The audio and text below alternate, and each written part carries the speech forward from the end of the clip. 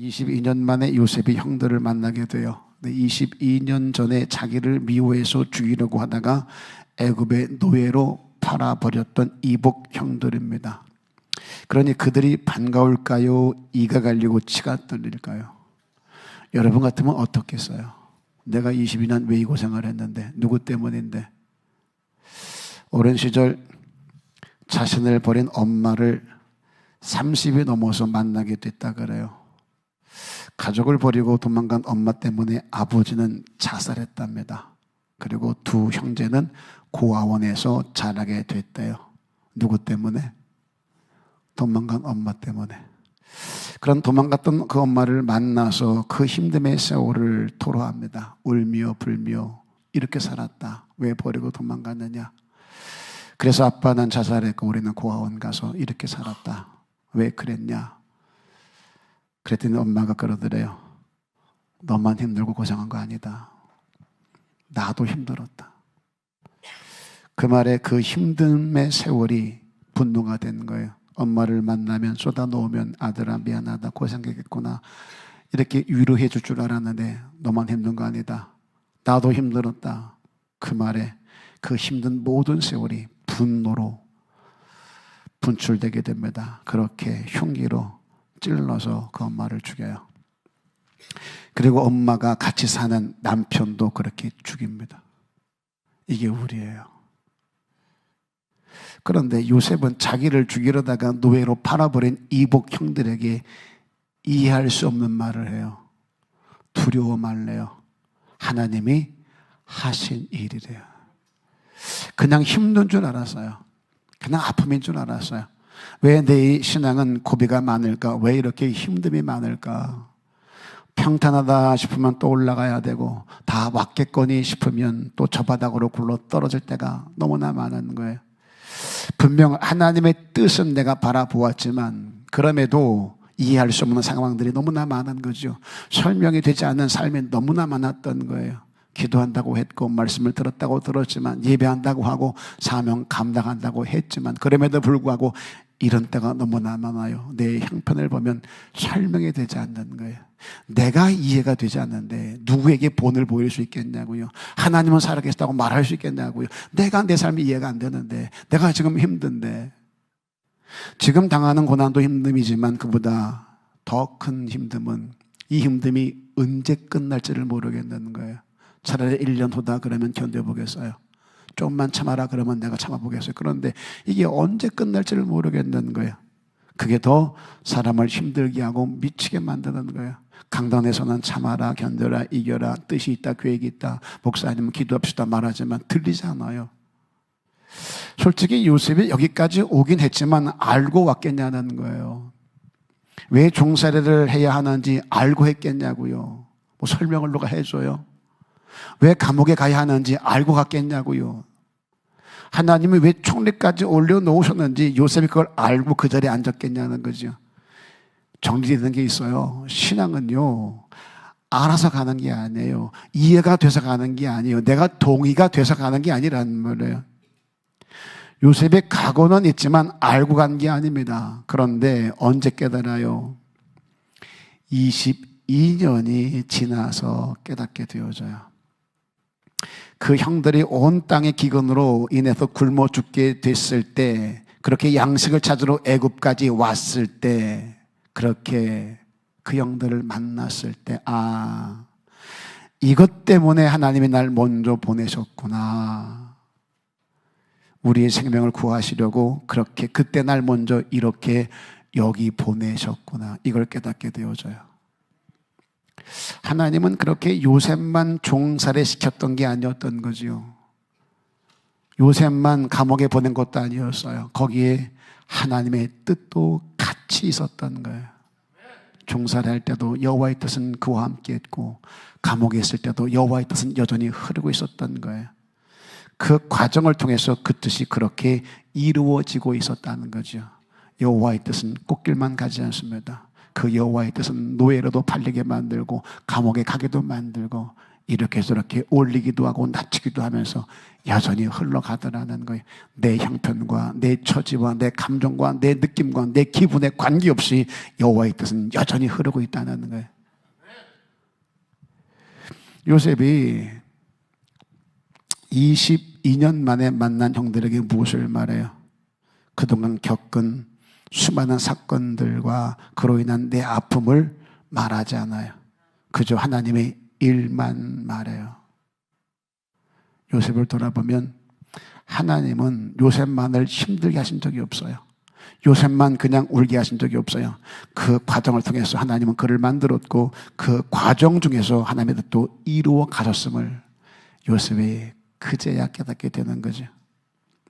그랬기에 하나님이 하셨다라고 하나님을 말할 수 있게 되는 거예요.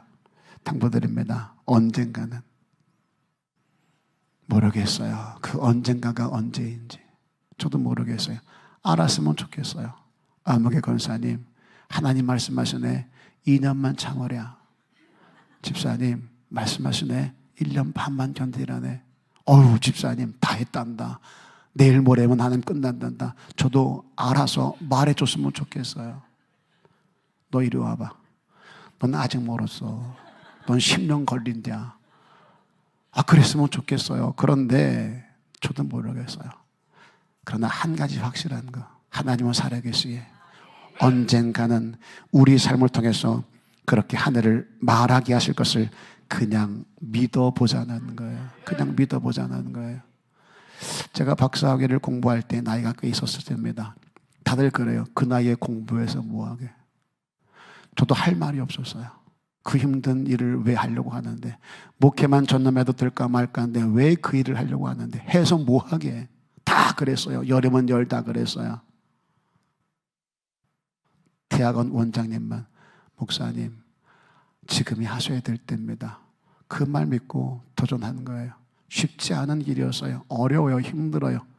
몰랐어요. 내가 이걸 왜 해야 되는지. 박사학위를 받고 학위식을 받아놓고 나서도 기분은 좋았죠. 야, 내가 박사네.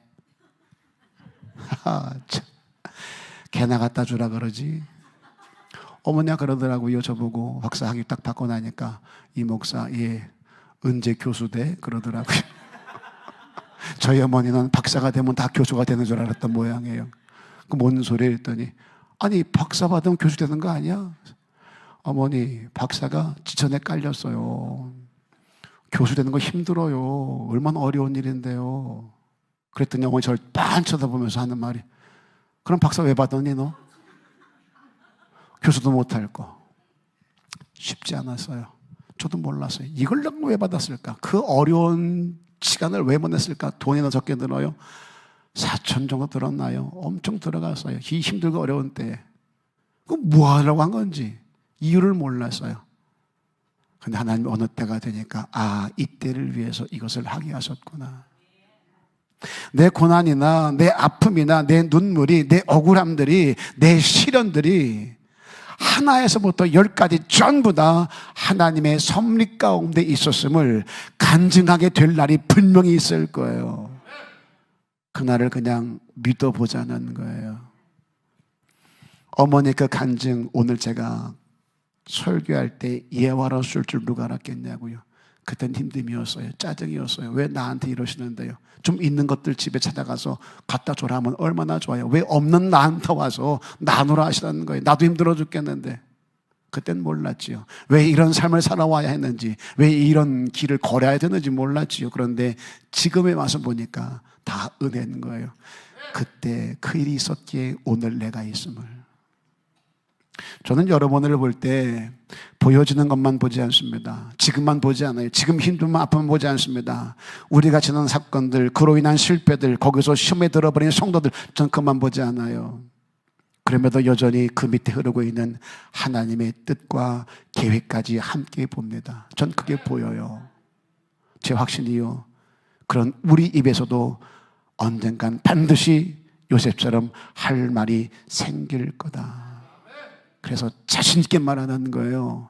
가다 말면 힘든 것만 남고 끝까지 가면 간증 남으니 우리 함께 가자. 끝까지 가자. 하나님이 우리 입에서도 웃음을 주실 날이 있을 것이고 우리 혀에도 찬양을 넘치게 하실 거예요. 전 그게 그냥 믿어져요. 노력 안 해요. 그냥 믿어져요. 의심이 안 돼요. 그래서 자신 있게 말씀드릴 수 있어요. 같이 가자고. 그날을 같이 보자고. 5절에 보세요. 하나님이 앞서 보내셨나이다. 하나님이 앞서 보내셨나이다. 8절에는요 뭐라고 해요? 이리 보낸 자는 형님들이 아니요 하나님이시라. 누가 날 판 거예요? 형들이 판 거예요. 누가 끌고 왔어요? 노예 장수들이 끌고 왔습니다. 누가 날 부렸어요? 보디발이 날 부렸습니다. 누가 날 억울하게 했습니까? 보디발의 아내가 억울하게 만들었어요. 그런데 그런 과정 전부 접어두고 누가 했다 그래요? 그 모든 사건들, 모든 사람들을 다 접어두고 딱 한 분을 얘기해요. 하나님이 보내셨습니다. 한 가지요, 내 처절한 삶을 하나님의 사건으로 말할 수 있기까지 22년이 걸려야 했다는 거예요. 22년이요. 우리도 분명 내 삶을 하나님의 사건으로 말하게 될 날이 있을 텐데 다만 그러려면 끝까지 그 과정을 우리가 지날 수 있어야 된다는 거예요. 야, 22년을 어떻게 기다리냐. 이미 지나오셨어요. 이미 지나가고 계세요. 얼마 안 남았어요. 언제 주님이 오실지 알아요? 몰라요? 몰라요. 여성분들이요, 갱년기가 올 줄 알고 맞이하셨어요. 어느 날 화딱지가 나고 열이 올랐다가 내렸다가 더웠다가 추웠다가 짜증이 났다가 하하 웃었다가 울었다가. 그 왜 그런 거요? 미친 거요. 왜 미친 거요? 나도 몰라요. 어느 날 갑자기 몸에 변화가 생기고 괜히 미워지고 속상하고 화딱지가 나고. 알았냐고요? 이거 왜 이러지? 옛날엔 모르고 지나갔어요. 지금이야 뭐 갱년기가 왔다 알겠지만 약도 먹지만 그땐 모르고 지나갔다고요. 팔자가 좋아서 그런 거야? 아니요. 누구나 겪어야 되는 거예요. 그런데 언제 끝나셨어요? 아직도 진행 중이세요? 갱년기 기간이 있어요. 목사님, 전 태초부터 그랬어요. 병원 가보셔야 돼요. 다 지나가요. 다. 난 몰라. 왜 이런 삶을 살아야 되는지 갑자기 찾아봤어. 그런데 하나님의 때가 되면 이 은혜였구나. 내 입에서 나도 모르게 터져 나오게 됩니다. 찬양하게 되더라는 거죠.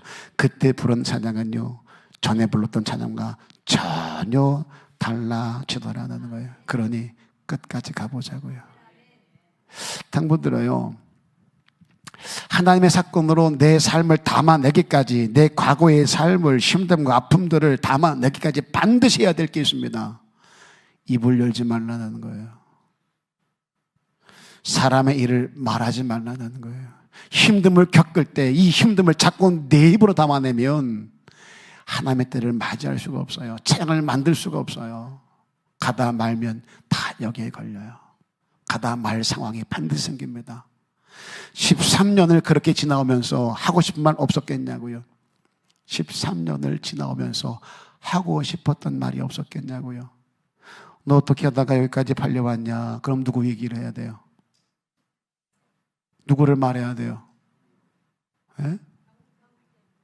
아, 여러분들 이렇게 격 있게 형들 그래요? 우리는 그렇게 안 해요. 너 왜 이렇게 되냐? 아, 그 새끼 때문에 그렇게 됐어. 이렇게 얘기하지 무슨 형들 이렇게 조심스럽게 말합니까? 그 죽일 놈의 새끼 때문에 내가 이렇게 왔다고. 예? 전 우리 원로 목사님께 너무 감사해요. 제가 무슨 욕을 해도 그분보단 못해. 예. 너 무슨 죄를 짓고 감옥에 온 거냐? 그럼 또 누구 말해야 돼요? 예? 속 시원하게 누구 말해야 돼요? 그 여호 같은 년. 응? 어떻게 천년까지 올라가니? 그럼 또 무엇부터 말해야 돼요? 전부 사람의 일을 말해야 돼요. 누가 너 왜 이렇게 됐냐 물을 때 입을 열면 전부 사람의 일이에요. 좋은 얘기 나와요. 죽일 놈 얘기, 나쁜 놈 얘기, 죽일 년 얘기, 나쁜 년 얘기 전부 해야 되는 거예요. 그런다고 달라져요? 여호와의 때가 되기 전까지는 전혀 달라지지 않습니다. 내가 아무리 쏟아놓는다 할지라도 달라지는 것 없어요. 그래서 입을 다물라는 거예요.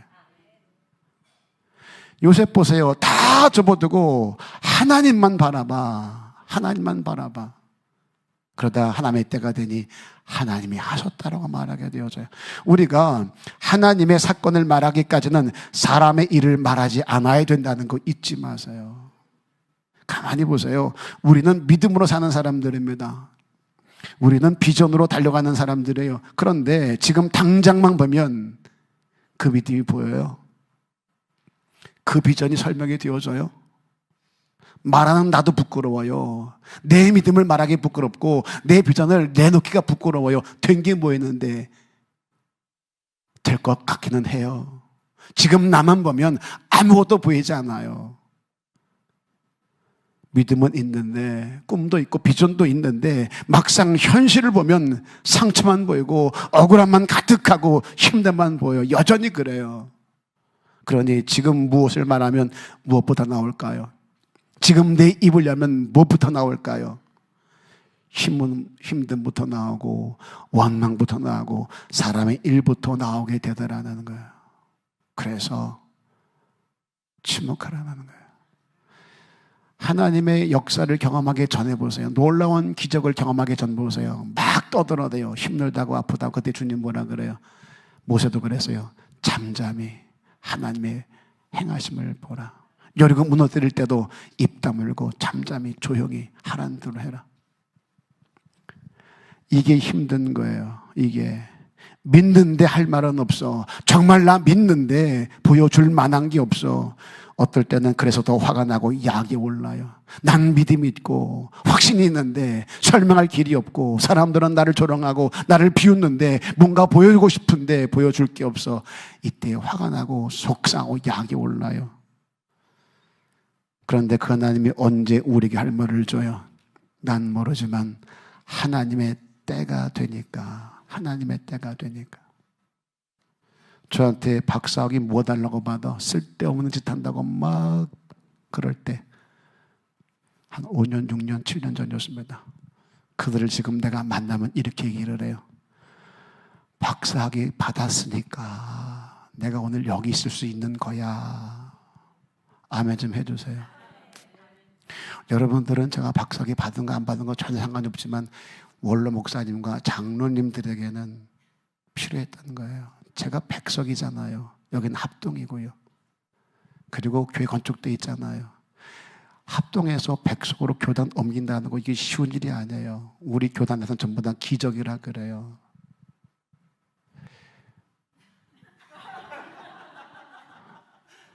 장로님 왜 그렇게 아멘 좀 해주세요. 장로님들이 반응을 안 해주면 제가 이상한 사람 되잖아요. 그게 아무것도 아닌 게 아니라니까. 제 그동안의 기도의 눈물, 또 여러 가지 사건들, 힘듦들, 아픔들 괜히가 아닌 거예요. 하나님이 하실 일이 있어서, 하게 할 일이 있어서 지금 할 말을 주세요. 그때 내가 왜 울었는지, 그때 내가 왜 금식을 했는지, 그때 내가 왜 교회에서 잠을 자야 했는지 그땐 몰랐어요. 힘만 들었는데 지금 와서는 하나님이 오늘을 주시고 또 내일을 주시고 또 다음을 주시기 위해서.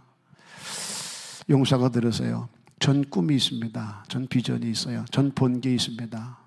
기도해서 하나님 지금 방화동 식구만 가지고 일을 할 수가 없어요. 저에게 조금 더 많은 성도를 주시고 조금 더 사이즈를 키워주세요. 그래야 하나님이 허락하신 그 비전을 이루어갈 수 있어요. 전 그 기도를 멈춘 적이 없어요. 어느 곳이 됐든 누가 됐든 꿈을 이룰 수 있는 하나님의 사람들을 붙여주세요. 그 응답이 지금 여기에요. 전 그래서 행복해요. 그리고 그 일을 이루어 갈 거예요. 기억하세요. 올해는 힘들고 내년엔 반드시 우간다 갑니다. 우간다 가서 땅 밟게 할 겁니다. 우리가 해야 될 일이 무엇인가를 보여드릴 거예요.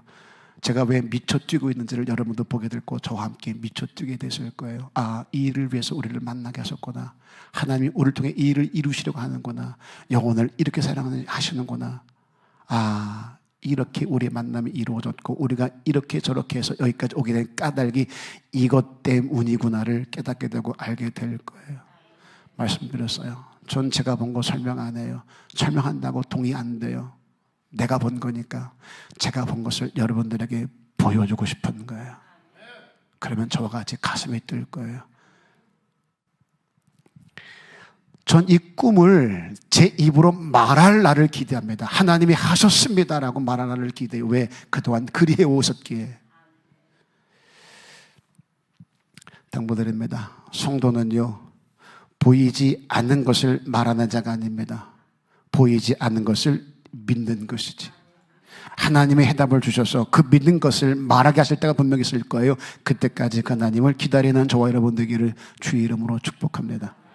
또 하나 생각할 것은요, 하나님은 오늘을 위해서 22년 전에 그 삶에 개입했어요. 그때 꿈을 보여줬습니다. 그런데 개입하자마자 풀렸어요, 얽혔어요?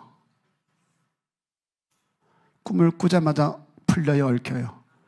와, 우리는 꿈을 꾸면 하나님이 꿈을 줬단다. 야, 이거 이루려나 보다. 막 잘 될 것 같지요? 환상을 보여줬대, 꿈을 꾸게 하셨대. 아니요. 개입하자마자 얽히기 시작합니다. 하나님이 개입하시면 더 잘 되어야 되잖아요. 그게 상식이잖아요. 그런데 그때부터 꼬이기 시작합니다. 다 얽혀요. 그 후로 13년을 진창에 굴러다닙니다. 그 꿈 때문에. 그런데 성경은 뭐라 그래요? 나는 진창에 구르고 있는데 성경은 하나님이 형통케 하셨더라라고 말을 해요. 여러 번 말씀드렸습니다. 내 환경과 관계없이 여호와의 뜻이 나를 통해 흐르고 있다면 그건 형통인 거예요. 내가 아무리 잘 먹고 잘 살고 높은 주위에 올랐다 할지라도, 세상 사람이 부러워한다 할지라도 내 삶에 여호와의 뜻이 흐르고 있지 않다면 그거는요, 불통이에요. 저주받은 인생일 거예요. 우리는 내 생각대로 돼야 형통이라고 생각을 해요. 그러나 하나님은 하나님의 뜻이 이루어지고 있어야 형통이라고 말을 해요. 우리가 인사하지요. 잘 되고 있습니다. 설교 끝나고 광고 전에 반드시 인사합니다. 잘 되고 있습니다. 더 잘 될 겁니다. 인사하지요. 솔직하게 보이는 것만 보면 잘 되고 있는 거요, 아니면 이러다가 큰일 날 것 같은 거요? 인사는 나나 인사만은 너나. 잘 되고 있습니다. 그런데요, 뭐가 잘 되냐 지금? 더 잘 될 겁니다. 뭐가 더 잘 돼? 이러다가 망할 것 같은데, 지금도 버티기 힘든데. 그럼에도 잘 되고 있습니다라고 매주 말할 수 있는 것은 여전히 하나님의 뜻이 우리를 통해서 흐르고 있기 때문인 거예요. 우리가 힘든다 한들 요새만큼 힘들겠어요? 우리가 막힌다 한들 요새만큼 막히겠어요? 그럼에도 불구하고 하나님은 형통케 하셨더라라고 말한다면 오늘 우리도 마찬가지 아닐까요? 내 힘듦과 내 고통과 아픔이 있지만 여전히 여호와의 뜻이 날 통해 흐르고 있다면, 아버지 계획이 이루어지고 있다면 그건 형통인 거예요. 그리고 어느 날 어느 시에 내 입술로 하나님이 하셨다라고 눈물 흘리며 찬양할 날이 있을 줄로 믿습니다.